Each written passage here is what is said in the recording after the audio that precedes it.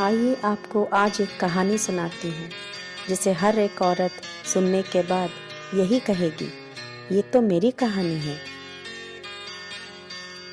School की पढ़ाई से थक कर बेटी ने माँ से कहा, मुझे थोड़ा आराम करना है। माँ ने कहा, अपनी पढ़ाई खत्म कर लो, फिर जितनी चाहे आराम कर लो। बेटी उठकर पढ़ने लगी।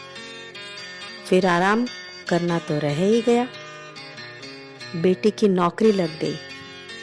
ऑफिस से लौटकर जब आराम करने के लिए बोली, तब माँ ने कहा, अरे गुड़िया, शादी कर ले, सेटल होकर आराम कर लेना। बिटिया ने शादी कर ली, पर आराम करना तो रह ही गया। शादी के बाद माँ बनी, बच्चों के पीछे भाग दौड़ करके अपने आप को भूल ही गई। बच्चों के लिए कई रातें जगी, पर आराम करना तो रह गया। फिर जब आराम करने का ख्याल आया तो पति ने सख्त हिदायत दे दी, बच्चों की तरफ ध्यान दो, उनको पढ़ा लिखा कर सही इंसान बना दो, फिर आराम कर लेना। बच्चे पढ़ लिख कर अपने पैरों पर खड़े हो गए। अब कुछ आराम कर लूं। फिर नया आदेश मिला, बच्चों की शादी हो जाए फिर आराम कर लेना। उसने अपने आप को समझाया, हिम्मत जुटाकर बच्चों की शादी निपटाया, और फिर आराम करना तो रह ही गया। अब जब उसने आराम करने का सोचा, तब पता चला अपनी बिटिया माँ बनने वाली है। फिर डिलीवरी के काम में लग गई और आराम करना फिर से रह ही गया। फिर आई बहू की बारी। नौकरी पर वापस जाने की बात बोली और फिर से उसको नाती की जिम्मेदारी मिल गई।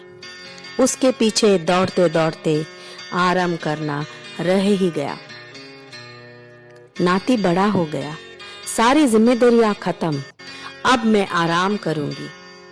तब पति ने आवाज दी, घुटने दुख रहे हैं मेरे, बीपी भी बढ़ गया है, चक्कर आ रहे हैं, मुझसे उठा नहीं जा रहा। पति की सेवा में बचा कुचा जीवन निकल गया और आराम करना तो फिर से रह ही गया। एक दिन भगवान खुद धरती पर आए और पूछा, आराम करना है तुझे? उसने हाथ जोड़े और भगवान उसे ले गए। आखिरकार उसे आराम मिल ही गया, हमेशा के लिए। जी हाँ दोस्तों, यही एक नारी की, एक औरत की कहानी है। वह औरत जो अग्नि है, शक्ति है, प्रकृति है, धरा है, क्योंकि वही तो आधी दुनिया और पूरी स्त्री है। हर औरत अपने घर की अस्मत है, फिर भी किस्मत की मारी है।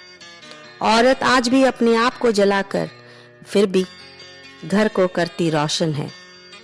हर नारी को सलाम। Happy women's day.